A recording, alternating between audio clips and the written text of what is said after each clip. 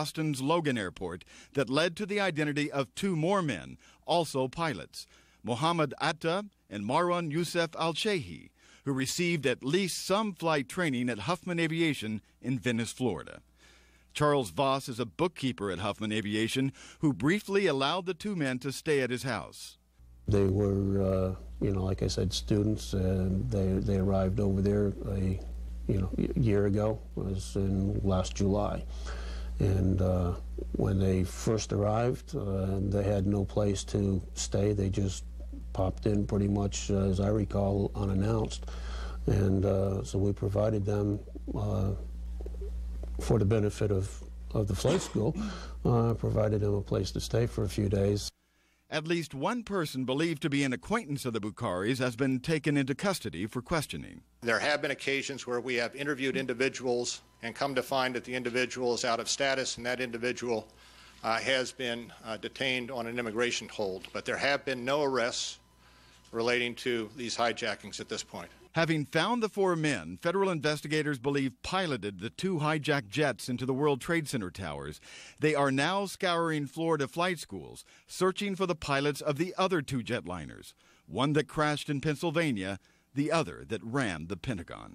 Now, about the nationality of those four suspects, the Bukhari brothers are Saudis, according to sources, and the other two suspects are holders of United Arab Emirate passports.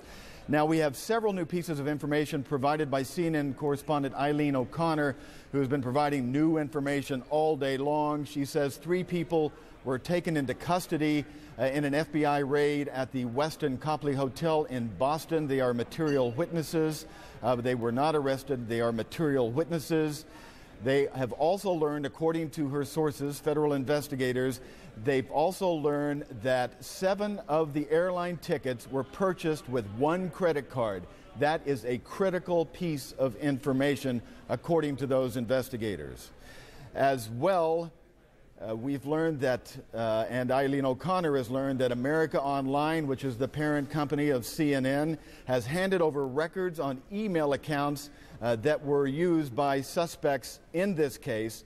And as well, Eileen O'Connor is reporting that 2 hijackers used a ferry to get to the United States to Bar Harbor, Maine, from Nova Scotia. So they used a ferry to reach this country. Paula? Mike, if you could clear up something for us tonight. I know some of the officials I've talked to are quite sensitive about calling these men who have been taken into custody as suspects. Can we, with great comfort, call all these men that are being questioned suspects tonight, or just a couple of them? What is their status? Well, Paula, those who are living, who were taken, the people at the hotel who were taken, are material witnesses. We're not calling them suspects. The federal investigators aren't calling them suspects. But the 4 people who the federal investigators say are suspects, the Bukhari brothers and the other 2 people down in Florida, they believe those 4 people are dead, Paula, and they were on the airplane and are very likely the 4 people who would have flown the aircraft, the 2 airplanes, into the 2 World Trade Center towers. Mike, earlier today you spent some time focusing in on reports that both surfaced in the Boston Globe and the Boston Herald showing the vulnerabilities of Logan Airport. Those reporters calling the security procedures there in some cases shoddy. Based on what you're learning about what has been retrieved from that car that was parked at Logan Airport, could anything have stopped these guys? Any security procedures have stopped these guys from carrying off what they accomplished out of Logan Airport? Well, you know, Paula, let me answer it this way. I spent 5 weeks in Beirut this summer. A lot of it doing stories on suicide bombers for later reporting that I'm doing. And a suicide bomber, there's very little chance of stopping a suicide bomber. They believe they're going to glory. That's why they leave behind clues. They want people to know who they are because, Paula, they believe they aren't coming back and they're going on to a better life. That is their belief. Walk us through very briefly what you think we can expect tomorrow in terms of even more developments on this front.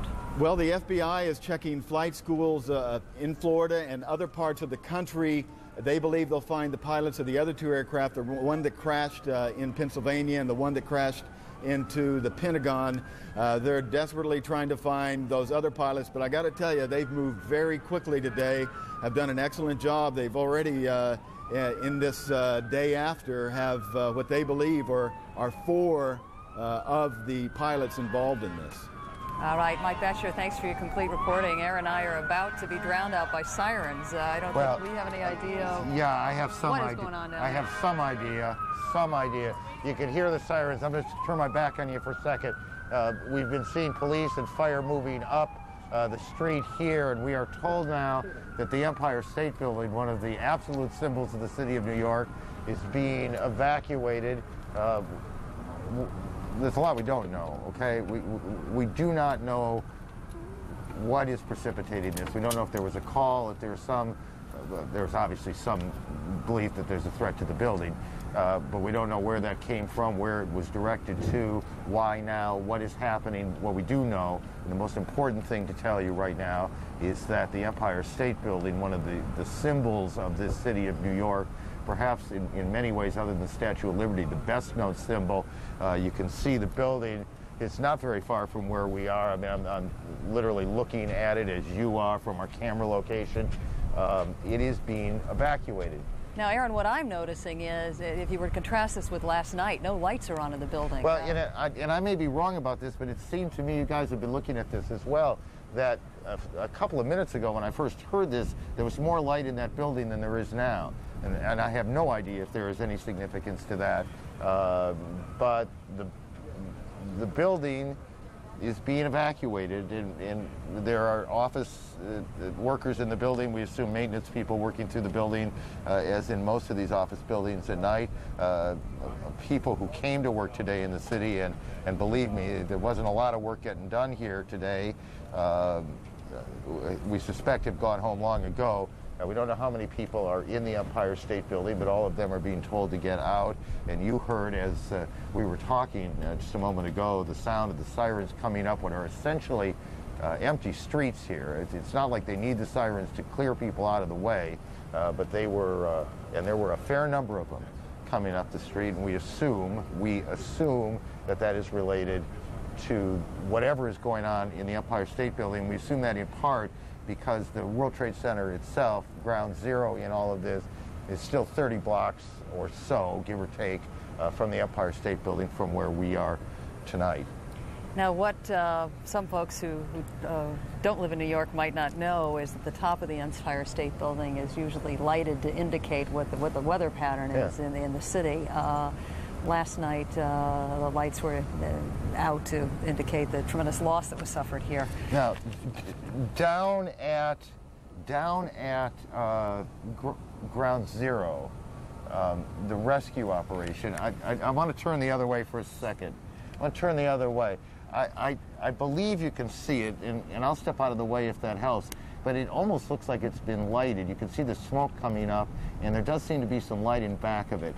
I'm gonna guess here, and it is only a guess, that what you've got is power generators and night lights working to allow the rescue crews that are in the area to work at night. Part of the reason I believe this is as I was making my way down towards the building this afternoon, there were lines, there were dozens of generators and night lights that were waiting on the West Side Highway, a major thoroughfare in New York, waiting to get into the area so that the relief and the rescue crews could work through the night. There were dozens of those generators. There were also dozens of construction vehicles as well, and we now presume that they are getting that kind of lighting so that they can continue this very slow operation.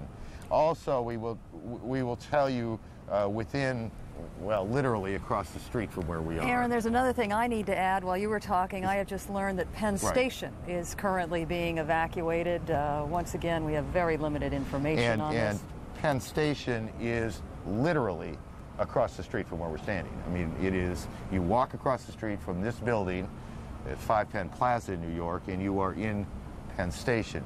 Now, why this is happening, where these threats, why officials believe these buildings are at risk, we do not know. Penn Station takes commuters The Amtrak comes out of Penn Station. It is a very busy place in New York. It is directly connected to Madison Square Garden, as they say, the world's most famous arena, and another one of those symbols of New York. And so now two enormously well-known buildings, the Empire State Building, Penn Station adjacent to Madison Square Garden, and adjacent to where we are being evacuated, and we don't know if it's a hoax or it's serious or what it is. We just know what's happening. And as these threats are being investigated, we should also point out that as we stand here on this platform, there is great concern about the structural status of a 54-story tower that sits across from what is left of that World Trade Center complex. The west side of the building is seriously degraded. This has meant that rescuers had to be evacuated from some of the perimeter areas surrounding the World Trade Center because of the imminent danger. We should say about the only ray of hope coming out of New York City earlier today was the fact that rescue workers were able to successfully rescue some 11 people. 6 of them firefighters, 3 police officers, 2 civilians, one of whom actually made a cell phone call to a family member saying he was trapped inside the rubble. Unfortunately, we are dealing now with the reality that firefighters are telling us about, that 90% of the folks you rescue are usually rescued within the first 24 hours of a catastrophe. That does not mean that rescuers are giving up hope, but that is the cold, stark reality this evening.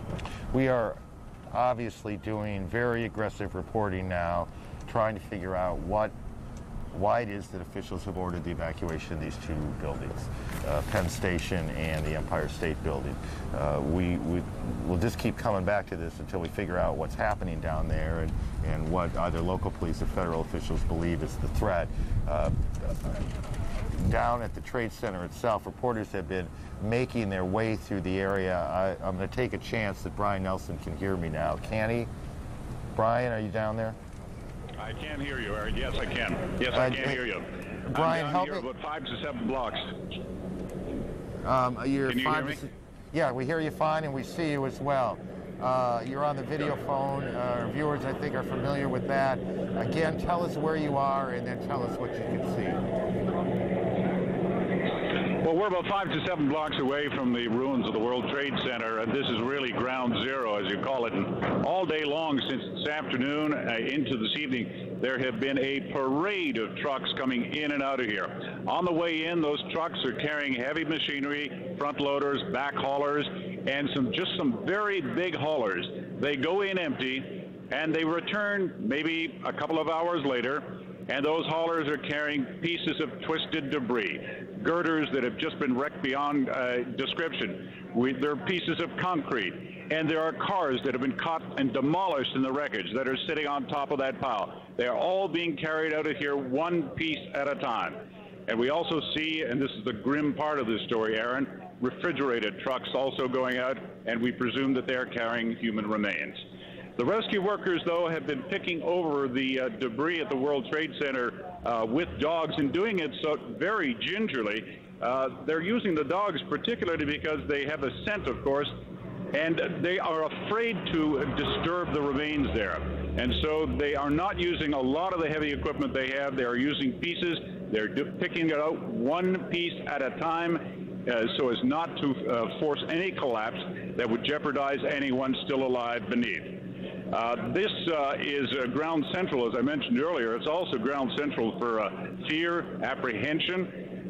Behind me, and Paula mentioned this earlier, is the Liberty Plaza building. I don't think you can see it in the darkness, but that building is believed to have been structurally weakened in the collapse of the World Trade Center, and so there is some danger that it might collapse itself. And so the press have been pushed back at least a block or two from where they were earlier just because of that danger. There was also rumors of a gas leak today that sent hundreds of people stampeding down the streets away from the scene of the World Trade Center, and that includes all the rescue workers. They're very much afraid that something might explode, and that turned out to be not the case. And we had a woman down here, a very emotional woman down here where the press is corralled. She was carrying posters and pictures of people who I presume she worked with. And she was just very emotional because they had not been seen for days. Brian, terrific work, and I apologize for interrupting you.